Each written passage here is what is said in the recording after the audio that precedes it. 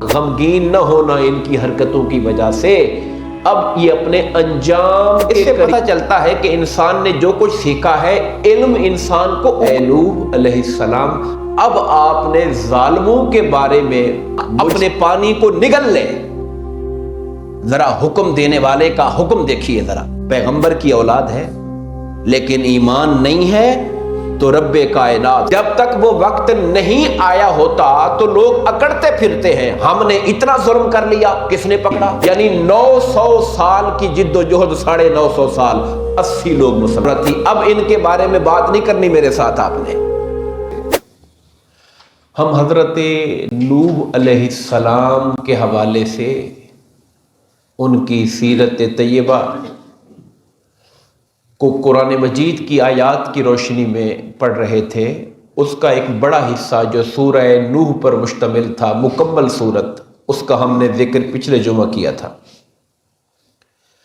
مگر قرآن مجید کے اور مقامات پر اور خصوصاً سورہ ہود میں بھی بڑی تفصیل کے ساتھ حضرت نوح علیہ السلام کا ذکر ہوا، جس میں کچھ اور معلومات عطا کی گئی ہیں۔ اس حوالے سے ہم سورہ ہود کی آیات کا تذکرہ کریں گے۔ اللہ پاک ارشاد فرماتے ہیں وَأُوحِيَ إِلَىٰ نُوحٍ، اور حضرت نوح علیہ السلام کی طرف یہ وحی کی گئی، اللہ نے ان کو یہ پیغام دیا، أَنَّهُ لَن يُؤْمِنَ مِن قَوْمِكَ إِلَّا مَن قَدْ آمَنَ، کہ اے نوح آپ کی قوم میں سے اب مزید ہرگز کوئی ایمان نہیں لائے گا سوائے ان لوگوں کے جو پہلے ایمان لا چکے ہیں۔ یعنی ایک وقت ایسا آیا سینکڑوں سال کی تبلیغ کرنے کے بعد کہ اللہ پاک نے کہا کہ اب جنہوں نے مومن ہونا تھا وہ ہو گئے ہیں، مزید اب کوئی ایمان لانے والا نہیں رہا۔ یہ گویا اعلان تھا کافروں کے لیے اللہ کے غضب کا۔ اس کے اندر پوشیدہ یہ بات تھی کہ آپ نے اپنی کئی سو سال کی وعظ و نصیحت اور تبلیغ کے بعد جتنے لوگ مسلمان ہونے تھے ان کی تعداد کا ہم آگے چل کے ذکر کریں گے کہ کتنے مسلمان ہوئے۔ اب مزید کوئی ایمان لانے والا نہیں ہے، گویا اس کے اندر ایک خفیہ پیغام تھا کہ اب اس قوم کے ایمان کے حوالے سے آپ کو کوئی توقع نہیں رکھنی چاہیے۔ فلا تبتئس بما كانوا يفعلون، اب آپ غم نہ کرنا، غمگین نہ ہونا ان کی حرکتوں کی وجہ سے، اب یہ اپنے انجام کے قریب ہونے جا رہے ہیں، یہ اپنے انجام کے قریب ہونے جا رہے ہیں۔ ساتھ ہی ایک اور اشارہ دے دیا کہ اللہ تعالیٰ اب ان کو کس عذاب سے دوچار کرے گا، عذاب کی کیفیت کیا ہوگی، عذاب کیسا ان پر آئے گا۔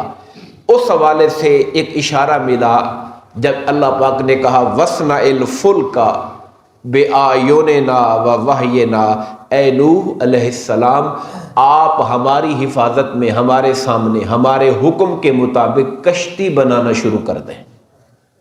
اب کشتی بنانا شروع کر دیں، یہ اشارہ تھا کہ جو عذاب آنے والا ہے وہ ایک طوفان کی شکل میں آنے والا ہے، سیلاب کی شکل میں آنے والا ہے۔ روئے زمین پر یہ پہلی کشتی تھی جو تیار ہو رہی تھی۔ الفاظ پہ اگر آپ دوبارہ غور فرمائیں، وَاصْنَعِ الْفُلْكَ بِأَعْيُنِنَا، ہماری نگاہوں کے سامنے، آیون عین کی جمع ہے، عین کہتے ہیں آنکھ کو، ہماری آنکھوں کے سامنے ہمارے حکم کے مطابق کشتی بنائیے۔ اس سے پتہ چلتا ہے کہ انسان نے جو کچھ سیکھا ہے، علم انسان کو اوپر سے ہی مل رہا ہے۔ کشتی بنانے کا طریقہ بھی وحی میں آیا، اللہ پاک فرما رہا ہے، بتا رہا ہے ان کو۔ اب ظاہر ہے کشتی بنانے کے لیے مخصوص قسم کے تختے چاہیے، پھٹے چاہیے، تو باقاعدہ درخت اگائے گئے، 20 سال تک درخت اگتے رہے، بڑے ہوئے، وہ اس قابل ہوئے کہ ان سے تختے نکلیں، تب جا کر ظاہر ہے کہ اب تختے کی ایک خاص چوڑائی ہوتی ہے، وہ چوڑائی درخت کوئی سالوں میں تو نہیں، 2 سال میں تو نہیں کر سکتا، اس کے لیے بڑی عمر چاہیے اس درخت کو۔ اب یہ مرحلہ تب طے ہو گیا، ساتھ ہی اللہ پاک نے فرمایا وَلَا تُخَاطِبْنِي فِي الَّذِينَ ظَلَمُوا، اے نوح علیہ السلام اب آپ نے ظالموں کے بارے میں مجھ سے بات نہیں کرنی ہے رحم کے حوالے سے۔ یعنی اب آپ اس کو تھوڑا سا اگر ویژولائز کر سکیں کس قدر یہ انسان کے لیے ہلا دینے والی بات ہے. یہ پیغمبر ہی ہوتا ہے جو اللہ کی رحمت کا ذریعہ ہوتا ہے. اب اگر اللہ کی پیغمبر اللہ کی رحمت کا ذریعہ نہ ہوتا تو اللہ کو یہ کہنے کی کیا ضرورت تھی؟ اب ان کے بارے میں بات نہیں کرنی میرے ساتھ آپ نے.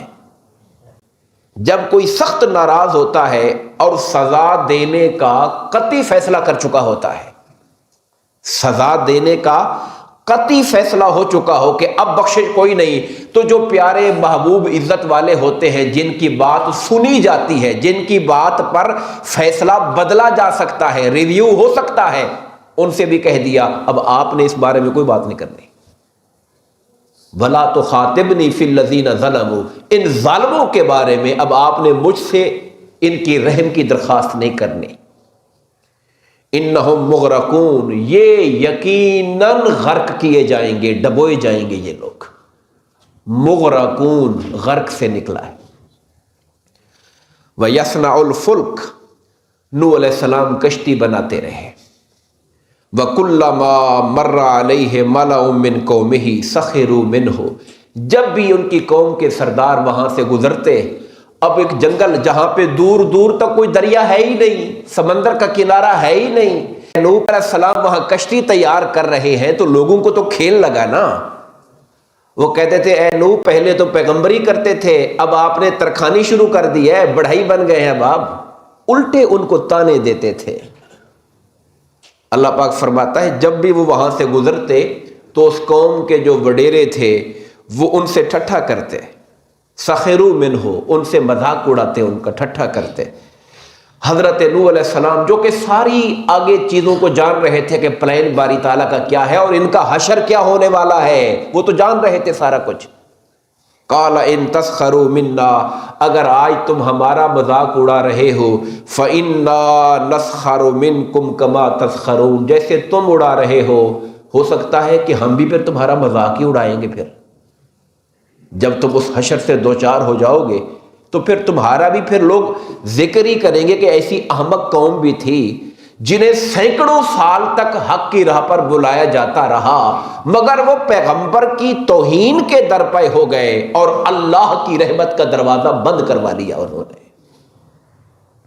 فسوف تعلمون، ان قریب تم لوگ جان جاؤ گے، من یاتیہ عذاب یخزی، کس پر ذلیل کرنے والا، رسوا کرنے والا عذاب آتا ہے، وَيَحِلُّ عَلَيْهِ عَذَابٌ مُقِيمٌ، اور کس پر دائمی عذاب نازل ہونے والا ہے ان قریب تمہیں پتہ چل جائے گا. حَتَّى إِذَا جَاءَ أَمْرُنَا، یہاں تک کہ جب ہمارے حکم عذاب کا وقت آ گیا، جب وہ ٹائم آ گیا. اللہ نے ہر قوم کے لیے، صرف قوم نہیں، انڈیویجولز کے لیے بھی، معاشروں کے لیے بھی، قوموں کے لیے بھی اللہ نے عروج و زوال کا ایک وقت مقرر کیا ہوا ہے. ہوتا یہ ہے کہ جب تک وہ وقت نہیں آیا ہوتا تو لوگ اکڑتے پھرتے ہیں، ہم نے اتنا ظلم کر لیا، کس نے پکڑا، کس نے پوچھا، کون سا عذاب.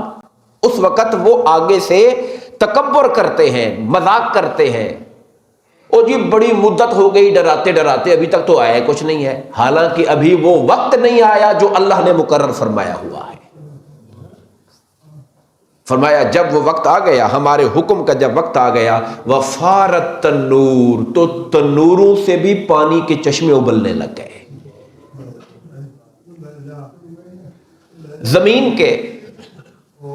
زمین کے یوں تو ہر مقام سے، اب یہاں تنور کا مطلب صرف علماء کہتے ہیں یہ نہیں کہ گھروں کے تنور سے ہی پانی نکلا. اب ظاہر ہے اس آبادی میں کتنے تنور ہوں گے، 100 200 400 600 تنور، اس سے تو پوری زمین پہ اتنا بڑا سیلاب نہیں آیا ہوگا جس سے پہاڑ بھی ڈوب جائے.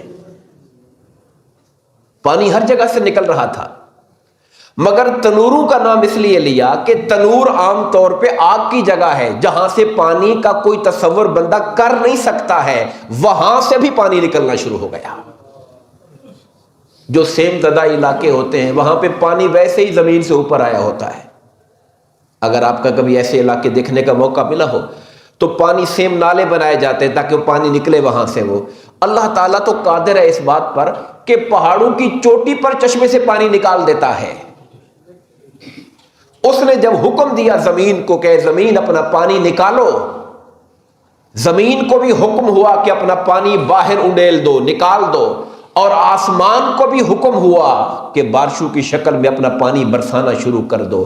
40 دن اور 40 راتیں روایات کے مطابق اس طرح کا طوفانی ماحول بنا کہ زمین بھی پانی نکال رہی، آسمان سے پانی برس رہا ہے، اور وہ سیلاب آیا جس کی دنیا میں کوئی مثال نہیں مل سکتی ہے۔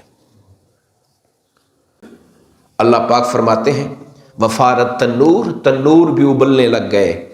کل نحمل فیہا من کل زوجین اثنین، ہم نے کہا کہ ہر جاندار کے جوڑے جوڑے رکھ لو، نر مادہ جوڑا اپنی کشتی میں سوار کر لو۔ کہتے ہیں کہ کشتی کی 3 منزلیں بنائی گئی تھی، 3 منزلہ کشتی تھی، تو اس کے اندر جو درندے تھے ان کو بھی رکھا گیا، جو پالتو جانور ہوتے ہیں ان کو بھی ایک منزل میں رکھا گیا، اور سب سے اوپر جو حضرت نوح علیہ السلام اور مومنین تھے ان کو وہاں پر بٹھایا گیا۔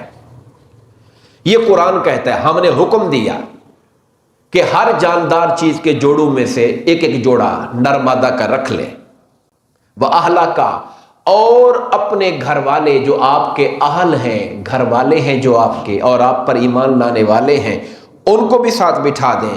إِلَّا مَنْ سَبَقَ عَلَيْهِ الْقَوْلُ، سوائے ان لوگوں کے جن پر اللہ کا حکم سبقت لے جا چکا، یعنی جو ایمان نہیں لائے آپ کے گھر والوں میں سے، ان کو چھوڑ کر باقی سب کو وہاں سوار کر لیں۔ وَمَنْ آمَنَ، اور جو آپ پر ایمان لا چکے ہیں ان کو بھی وہاں پہ بٹھائیں۔ اب آگے اللہ کا لفظ سنیے، وَمَا آمَنَ مَعَهُ إِلَّا قَلِيلٌ، اور نہیں ایمان لائے تھے ان پر مگر تھوڑے سے لوگ۔ اب وہ تھوڑے کتنے تھے اس کو قرآن نے بیان نہیں کیا، کسی حدیث صحیح میں نہیں آیا، مگر جو روایات اسرائیلی ہیں ان میں جو مشہور روایت ہے وہ ہے کہ 80 یعنی 900 سال کی جد و جہد، 950 سال، 80 لوگ مسلمان ہوئے تھے۔ یعنی ایک سال میں بھی ایک بندہ نہیں بنتا۔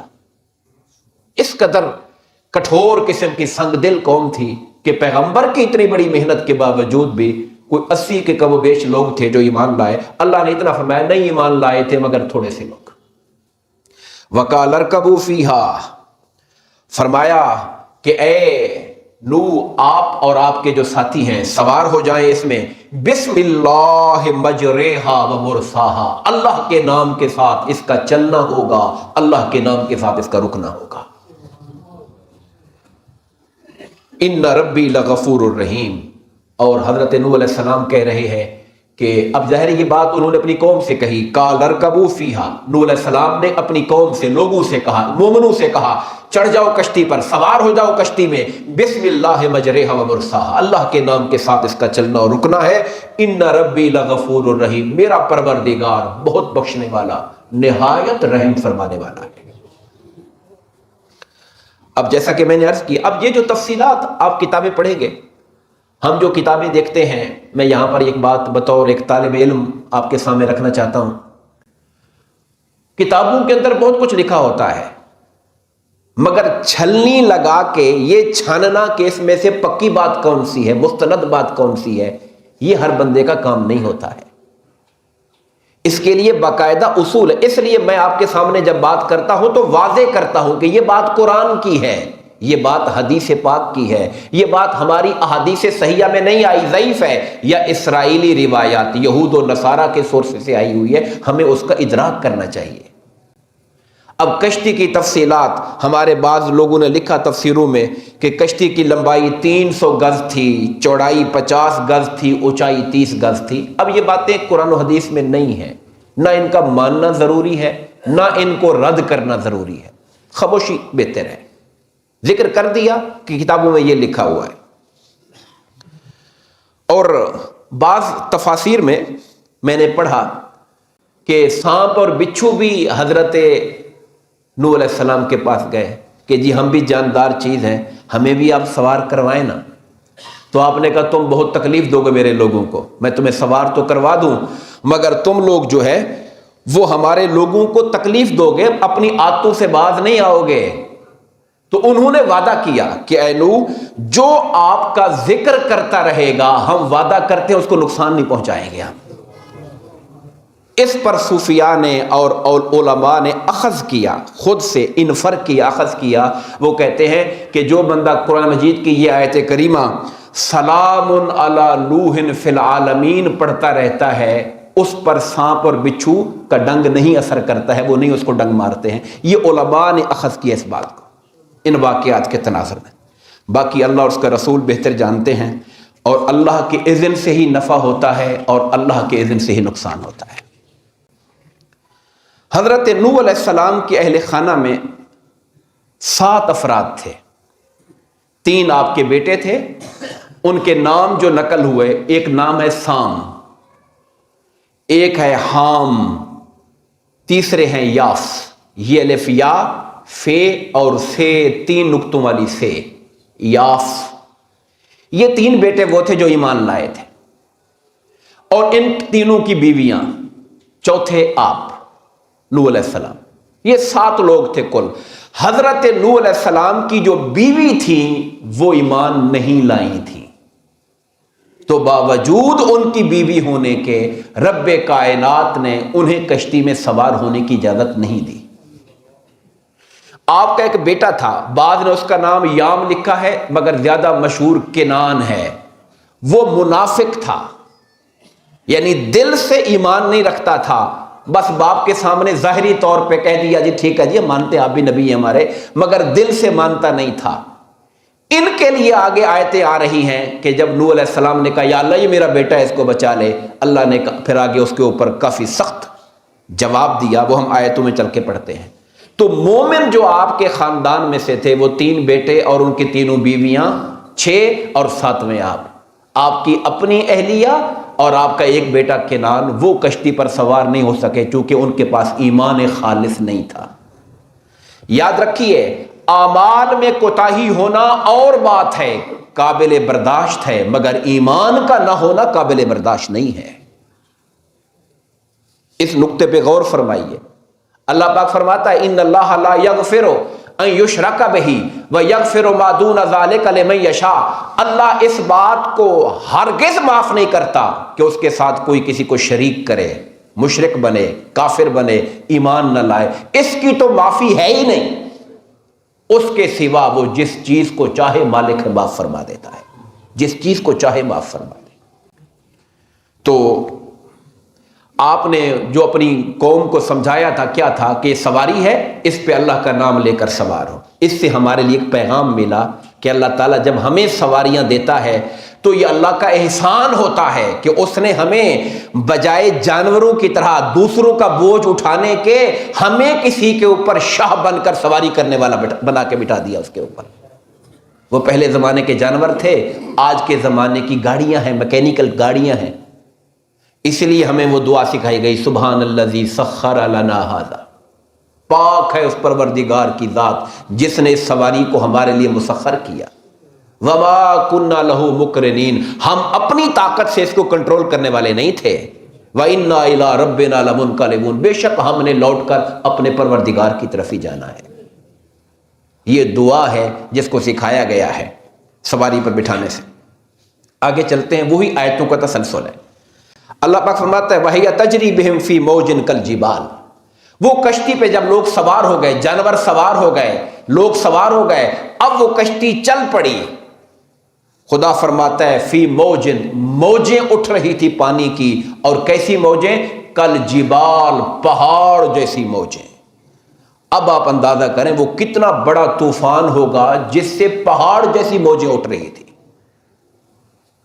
سیلاب ہم دیکھتے ہیں، آپ جب کھڑے ہو جاتے ہیں کسی سمندر کے کنارے پر یا ویڈیوز میں دیکھیں، جب سمندر طوفان میں ہوتا ہے تو تب لہریں اٹھتی ہیں، مگر پہاڑ جتنی وہ بھی نہیں ہوتی۔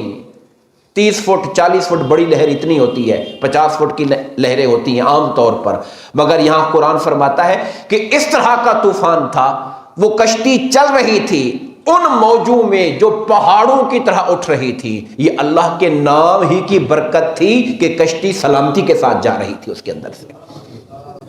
وَنَادَى نُوحٌ ابْنَهُ، حضرت نوح علیہ السلام کی نگاہ پڑی، میرا بیٹا کنان وہاں کھڑا ہوا ہے، وہ سوار نہیں ہوا اندر۔ آپ نے کہا بیٹے کنان آ جاؤ، اندر آؤ، کشتی میں آ جاؤ۔ وَكَانَ فِي مَعْزَلٍ، وہ ایک کنارے پر کونے میں کھڑا ہوا تھا۔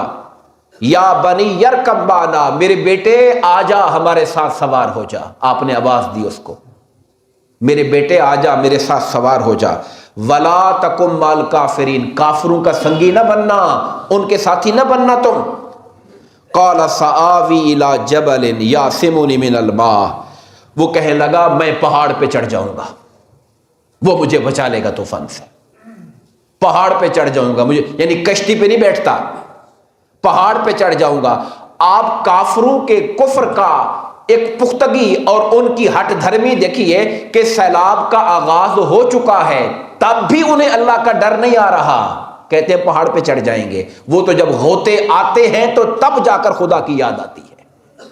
فرعون نے بھی یہی کچھ کیا تھا نا، پہلے گھس گیا تھا سمندر کے اندر، جب سمندر میں غوطے آئے اور جان لبوں پہ آئی تو کہتے ہیں میں ایمان لاتا ہوں موسیٰ پر، اس کے رب پر ایمان لاتا ہوں۔ اللہ نے کہا اب یہ ٹائم ہے ایمان لانے کا، تب ایمان قبول نہیں کیا جاتا۔ تو قال لا عاصم اليوم من امر اللہ، حضرت نوح علیہ السلام نے کہا میرے بیٹے یہ اللہ کا عذاب ہے، یہ طوفان نہیں ہے، یہ اللہ کا عذاب ہے، آج اس سے کوئی نہیں بچ سکتا۔ الا من رحمہ، بچے گا وہی جس پہ اللہ رحمت فرما دے گا، اللہ کی رحمت کے بغیر آج کوئی بچنے والا نہیں ہے۔ ابھی یہ باتیں ہو ہی رہی تھیں، وحال بینہم الموج، ایک بڑی ساری موج آئی تو اس کے درمیان، باپ بیٹے کے درمیان حائل ہو گئی۔ فکان من المغرقین، اور اسی موج کے اندر وہ ڈوب کے غرق ہو گیا۔ اب باپ اللہ پاک فرماتے ہیں وکیل یا ارض ابلعی ماءک۔ اب یہ درمیان میں دو آیتیں آ گئی ہیں، میں ان کو ذرا چھوڑ کے اس سے اگلی آیت پہ جاتا ہوں تاکہ مضمون پورا اس ترتیب کے ساتھ چل پڑے۔ وَنَادَى نُوحُ رَبَّهُ، جب بیٹے کو ڈوبتا دیکھا، باپ تو باپ ہی ہوتا ہے اور اولاد کے ساتھ جو تعلق ہے وہ کافر منافق کی کیوں نہ صحیح مگر شفقت پدری جو باپ کی محبت تھی اس نے جوش مارا۔ وَنَادَى نُوحُ رَبَّهُ، نوح علیہ السلام نے اپنے پروردگار کو پکارا۔ فَقَالَ رَبِّ إِنَّ ابْنِي مِنْ أَهْلِي، یا اللہ یہ میرا بیٹا ہے، میرے اہل میں سے ہے، میری اولاد میں سے ہے، میرے گھر والوں میں سے ہے۔ آپ جانتے ہیں وَإِنَّ وَعْدَكَ الْحَقُّ، اور تیرا وعدہ سچا ہے۔ وعدہ کیا تھا اللہ کا کہ آپ کے گھر والوں کو بچا لوں گا، مگر گھر والوں سے مطلب یہ تھا کہ وہ گھر والے جو مومن ہیں ان کو بچاؤں گا میں۔ حضرت نوح علیہ السلام کے بارے میں علماء یہ لکھتے ہیں کہ حضرت نوح علیہ السلام یہ سمجھے تھے کہ یہ مومن ہے، چونکہ وہ منافقانہ ایمان کا اظہار کرتا تھا، اور عالم کو اور پیغمبر کو حکم یہ ہوتا ہے کہ جو بندہ ظاہر کرے اس کی ظاہر کی بات کو مان لیا جائے، دل کا معاملہ اللہ پہ چھوڑ دیا جائے۔ جو قاضی ہوتا ہے، آج بھی جج بھی ہو، کوئی کہے کہ جی میں جانتا ہوں اس کو، میں اس کو دل کو سمجھ رہا ہوں، کہ بھائی دل کی سمجھنے والی باتیں نہیں ہیں، بس جو گواہیاں جو ظاہری باتیں اس پر فیصلہ کرنا ہوگا، یہ دل والی باتیں خدا پہ چھوڑ دیں، وہ قیامت کے دن دلوں کے مطابق فیصلے کرے گا۔ دنیا میں جو فیصلہ ہے وہ ظاہر پر ہوگا، وہ گواہی پر ہوگا، وہ الفاظ پر ہوگا، جو کچھ دکھ رہا ہے اس پر ہوگا، جو کہا جا رہا ہے اس پر ہوگا، جو بیان سٹیٹمنٹ ہے اس پر ہوگا۔ بیان بیٹے کا یہ تھا کہ میں ایمان لایا ہوں، دل سے نہیں تھا، اس لیے نوح علیہ السلام نے کہا یا اللہ یہ میرا بیٹا ہے، یعنی تو نے وعدہ کیا تھا بچائے گا میرے گھر والوں کو۔ اللہ پاک نے فرمایا قال یا نوح انہ لیس من اہلک، یہ نہیں ہے آپ کے گھر والوں میں سے، انہ عمل غیر صالح، اس کے عمل ٹھیک نہیں ہیں، یہ سچے ایمان والا نہیں ہے، یہ پیغمبر کی اولاد ہے لیکن ایمان نہیں ہے، تو رب کائنات صاف صاف طور پہ کہہ رہا ہے کہ اے نوح علیہ السلام یہ آپ کی اولاد میں سے نہیں ہے۔ یعنی ایک ہوتی ہے قرابت خاندانی، ایک ہوتی ہے قرابت ایمانی۔ خدا کہتا ہے خاندانی قرابت ہوگی مگر ایمان والی قرابت نہیں ہے، لہذا خاندان کی قرابت بھی ختم ہو گئی۔ اگر ایمانی قرابت نہیں ہے تو پھر خاندانی قرابت کا کوئی اعتبار نہیں ہوگا۔ فلا، اب اللہ تعالیٰ کا جلال دیکھیے، اب ظاہر ہے یہ ہمارے لیے ایک پیغام اور سمجھ ہے، ہمارے لیے سبق ہے۔ فلا تسألنی ما لیس لک بہ علم، یہ قرآن کی آیت ہے، ہم اسے چھپا نہیں سکتے۔ اللہ پاک فرماتے ہیں اے نوح آپ مجھ سے ان چیزوں کے بارے میں مت پوچھیں جن کے بارے میں آپ جانتے نہیں ہیں. انی اعظک ان تکون من الجاہلین، میں آپ کو نصیحت کر رہا ہوں کہ آپ ان لوگوں میں سے نہ ہو جانا جو جانتے نہیں ہیں. آپ کو کلیئر نہیں تھا جب میں نے کہا کہ یہ نہیں شریک ہو سکتا ہے، آپ اس پر مزید سوال مجھ سے نہ کریں. اب حضرت نوح علیہ السلام فوری طور پہ خدا کی بارگاہ میں مقام بندگی پہ اور عاجزی پہ کھڑے ہو کر کہتے ہیں قال رب انی اعوذ بک، یا اللہ میں تیری پناہ مانگتا ہوں میں، ان اسألک ما لیس لی بہ علم، کہ میں تجھ سے ان چیزوں کے بارے میں پوچھوں جس کے بارے میں مجھے علم نہیں. وَإِلَّا تَغْفِرْ لِي وَتَرْحَمْنِي أَكُن مِّنَ الْخَاسِرِينَ، اگر تو نے میرے پروردگار مجھے معاف نہ کیا، مجھ پہ رحم نہ کیا، میں گھاٹا پانے والوں میں سے ہو جاؤں گا. یہ پیغمبروں کی شان ہے کہ اللہ کی بارگاہ میں وہ بھی عاجز بن کے پیش ہوتے ہیں. ہم لوگ کبھی خدا کی ذات کو اس انداز سے نہیں دیکھتے. اللہ کی رحمت حق ہے، اس کا انکار نہیں ہے، وہ کریم ہے، کرم فرمانے والا ہے، مگر جب ضابطے کی بات آتی ہے، قاعدے کی بات آتی ہے، قانون کی بات آتی ہے. آپ نے مکالمہ سن لیا اللہ اور نوح علیہ السلام کا، بہت غور، میں اس پہ زیادہ تبصرہ نہیں کروں گا، ادب کی جگہ ہے، ہمارا کام نہیں ہے کہ ہم اس پر زیادہ تبصرے کریں. اور میں پھر کہوں گا جیسے حضرت آدم علیہ السلام نے پھل کھایا تھا مگر اللہ نے کہا تھا کہ آدم بھول گئے تھے، ان میں گناہ کا کوئی ارادہ نہیں تھا. یہ بات ہم کر چکے ہیں. اللہ نبیوں کی صفائی دیتا ہے، نبیوں کو گناہ گار ہم نہیں کہہ سکتے، نبی معصوم ہوتے ہیں. یہاں حضرت نوح علیہ السلام کو بھی اللہ تعالیٰ کہہ رہے ہیں کہ یہ بات آپ نے نہیں کرنی تھی، آپ نے کیوں کر دی ہے. میں آپ کو کہہ رہا ہوں کہ نہیں پوچھیں ایسی بات مجھ سے، کہیں آپ لا علم لوگوں میں نہ شامل ہو جائیں. اور وہ آگے سے استغفار بھی کر رہے ہیں، مگر یہ معاملہ اللہ کے نبی اور اللہ کے درمیان ہے. ہمارے لیے پیغمبروں کی عزت، ان کا احترام اور ان کے سامنے ہمیشہ تابع فرمان ہو کر رہنا، یہ ہمارا تقاضا ایمان ہے. یہ اب وہ پچھلی 2 آیتیں جو میں نے درمیان میں چھوڑی تھی، اس میں اللہ پاک فرماتے ہیں وکیل یا ارض ابلعی ماءک، جب وقت گزر گیا 40 دنوں کا، اللہ پاک فرماتے ہیں کہا گیا اے زمین ابلعی ماءک، اپنے پانی کو نگل لے. ذرا حکم دینے والے کا حکم دیکھیے ذرا، اے زمین اپنے پانی کو نگل لے. وہ جو 40 دن برستا رہا اور پہاڑوں سے اوپر چلا گیا، اپنے پانی کو واپس اپنے اندر لے لے. ہے دنیا کے کسی طاقتور اور بادشاہ کی طاقت کہ زمین کو یہ حکم دے سکے؟ کسی کی مجال ہے کہ زمین سے کہے کہ اپنا پانی اپنے اندر لے؟ وَيَا سَمَاءُ أَقْلِعِي، آسمان تھم جا، بس تھم جا، اپنی بارش کو روک دے. پہلے حکم بھی اسی نے دیا تھا کہ آسمان برس اور اے زمین اپنا پانی نکال، تو تنور ابلنے لگ گئے تھے. اب اسی پروردگار کا حکم آیا کہ اے زمین اپنا پانی نگل. یہ نہیں کہ سکھا دے، سکھانے میں کئی سال لگ جاتے، کہا نگل لے، واپس لے جا اپنے اندر، نگل لے، فوری طور پہ واپس لے جا اپنے اندر.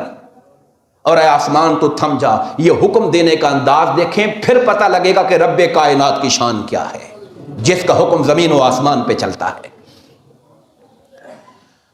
وغید الماء، اور پانی خشک کر دیا گیا، پانی جذب کر دیا گیا. وقضی الامر، اور فیصلے ہو گئے. وہ جو اللہ نے عذاب کا فیصلہ جس قوم کے لیے کیا تھا انہیں موت سے ہمکنار کر دیا گیا. واستوت علی الجودی، اور وہ کشتی 6 ماہ تک، یہ روایات میں آتا ہے 6 ماہ تک چلتی چلتی چلتی چلتی، یہ سارا پروسیجر مکمل ہوا. اور وہ جودی پہاڑ، ایک پہاڑ کا نام تھا جو موصل، عراق کا علاقہ ہے موصل، اس کے اڑوس پڑوس میں کوئی پہاڑ ہے، اس کے کنارے جا کر وہ کشتی لگ گئی. اور اس کے بعد اللہ پاک فرماتا ہے وکیل بعدا للقوم الظالمین، اور اللہ کی طرف سے کہا گیا کہ جو ظالم لوگ ہیں وہ ہماری رحمت سے دور ہیں، اور جو ایمان والے ہیں قیل یا نوح اہبط بسلام، اے نوح آپ ہماری طرف سے سلامتی کے ساتھ کشتی سے زمین پہ اتر جائیے، آپ کے لیے سلامتی ہے. وبرکات علیک، اور آپ کے لیے برکتیں ہیں ہماری بارگاہ سے. وعلی امم من معک، اور جو قومیں، جو لوگ آپ کے ساتھ اتر رہے ہیں ان پر بھی ہماری سلامتی اور برکتیں نازل فرما رہے ہیں. ظالموں کو تباہ و برباد کر دیا گیا. اب اس کے بہت سے اس واقعے کا ابھی تو ہم نے واقعہ پڑھا ہے، اس واقعے پہ غور کر کے جو پیغام ہے، جو سبق ہیں، ہمارے لیے جو نصیحتیں ہیں، اس پر بھی غور کرنے کی ضرورت ہے۔